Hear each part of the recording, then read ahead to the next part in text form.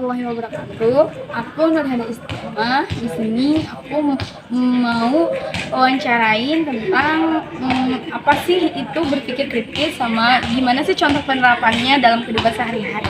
Oke, ikutin saja aku. Apa itu berpikir kritis menurut kamu? Menurut aku ya, berpikir kritis kalau dari buku yang bukan buku sih, jadi aku pernah dengar tentang pendapat seseorang tentang berpikir kritis. Nah, berpikir kritis itu jadi kita tuh cara berpikir dengan lebih lambat, jadi kita tuh menginstruksikan apa yang kita pikirkan agar dapat mengambil hasil yang terbaik gitu. Nah itu. Kata kamu, ada gak sih contoh yang dalam kehidupan sehari-hari itu kita harus berpikir kritis tentang itu? Ada dong pastinya, karena apa ya, berpikir kritis ini tuh benar-benar dibutuhkan gitu loh. Jadi kayak kita tuh harus bisa mengkritisi segala hal yang kita lakukan. Kalau boleh tahu, ada gak contohnya gitu? Contohnya ya sebenarnya dari hal-hal kecil aja gitu. Misalnya kita lagi makan, terus kita tuh tiba-tiba kepikiran gitu, maksudnya ini nasi tuh maksudnya gimana sih bisa jadi nasi, atau mungkin kalau dalam cangkupan yang lebih luas itu bisa kayak kita tuh pikirin kayak gimana sih sebenarnya penciptaan langit dan bumi itu. Oke, terima kasih. Ya, sama-sama. Halo Kak, aku mau nanya nih, gimana sih menurut kamu berpikir kritis itu? Dalam Islam, orang yang mampu berpikir kritis itu disebut dengan ulil albab. Ulil albab adalah sebuah konsep yang membahas tentang akal berpikir manusia. Ulil albab ini juga dibahas sebanyak 16 kali dalam Al-Quran. Udah. Oke, terima kasih Kak. Contoh penerapan berpikir kritis dalam kehidupan sehari-hari itu apa sih Kak? Jadi adapun contoh dari berpikir kritis itu ada juga, misal ada seseorang yang sedang menonton TV itu menayangkan sebuah berita. Nah, orang yang berpikir kritis tidak akan mudah mempercayai berita tersebut. Dia akan mencari tahu dengan beberapa sudut pandang mengenai berita tersebut. Dia orang yang berpikir kritis tidak akan mudah mempercayai sebuah berita ataupun sebuah apapun itu. Jadi dia akan mencari tahu terlebih dahulu mengenai berita tersebut, mengenai hal-hal apapun yang dia tahu. Halo Kak, nanya nih, menurut Kakak apa sih berpikir kritis itu sama contoh penerapan dalam kehidupan sehari-harinya itu gimana?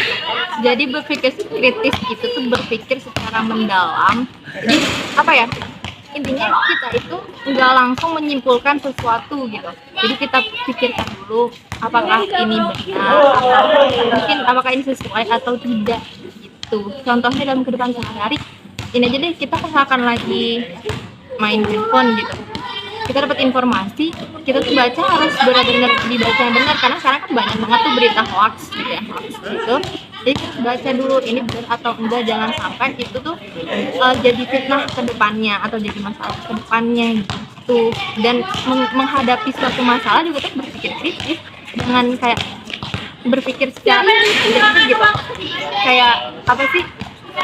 Misalkan orang berantem karena kita temen sama A sama B berantem nih, terus kita karena temen sama yang A, terus kita nggak berpikir dulu, nggak nanya dulu apa masalahnya, kita langsung menyalahkan aja yang B karena kita sama yang A, itu nggak boleh gitu. Jadi kita dalam hidup kita harus berpikir kritis.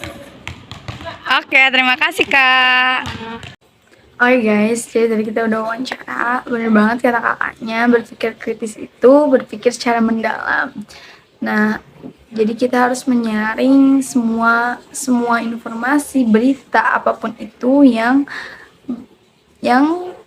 masih beritanya tuh masih tergolong itu simpang siur lah, intinya kayak contohnya tuh kayak perjanjian, katanya kan sekarang udah mau pemilu nih. Nah, terus katanya ada calon presiden sama calon wakil presiden ini. Terus di sini tuh ada janjinya itu, katanya Ganjar tuh, katanya Pak Ganjar tuh janjinya tuh mau ngegaji guru 30 juta. Berita simpang siurnya tuh Prabowo juga katanya mau ngasih makan siang gratis buat anak-anak sekolah. Nah, terus berita simpang siurnya lagi tuh janji Anies, katanya kalau janji Anies itu mereka wajib sekolah 18 tahun dan gratis karenanya. Nah, itu berita kan, itu berita yang masih simpang siur dan kita tuh harus bener-bener menyaring berita itu. Kalau menurut aku sih ya, pandangan aku kayak apa ya, gak makan siang itu misalnya kata Pak Prabowo kan makan siang gratis nih. Kalau misalnya makan siang gratis bakal kebagi gak sih, maksudnya kayak pasti ribet gak sih, maksudnya tuh jadi nggak kondusif juga kan.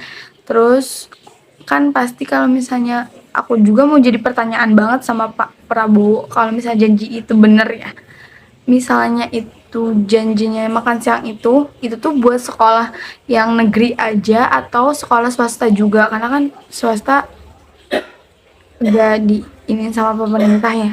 Nah, itu aku juga mau nanya itu soal janji itu. Dalam surah Ali Imran ayat 190 sampai 191 juga menjelaskan tentang berpikir kritis. Jadi bener banget sih kata kakaknya yang tadi bahwa